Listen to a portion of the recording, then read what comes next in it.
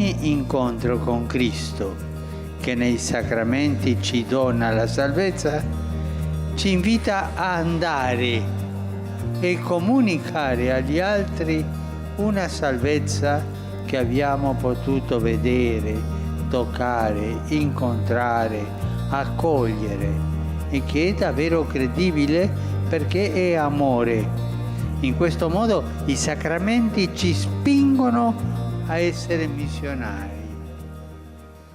E l'impegno apostolico di portare il Vangelo in ogni ambiente, anche in quelle più ostili, costituisce il frutto più autentico di un'assidua vita sacramentale, in quanto è partecipazione all'iniziativa salvifica di Dio che vuole donare a tutti la salvezza.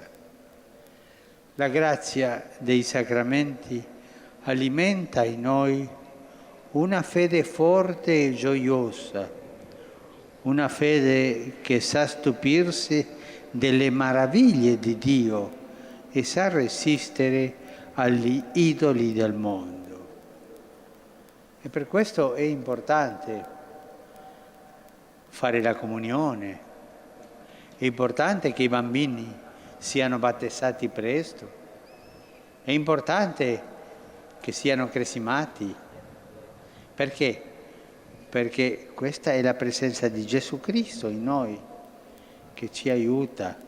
È importante, quando ci sentiamo peccatori, andare al sacramento della riconciliazione. No, padre, ho paura perché il prete mi bastonerà.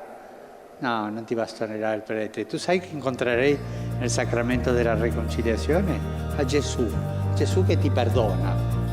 È Gesù che ti aspetta lì. E questo è un sacramento. E questo fa crescere tutta la Chiesa.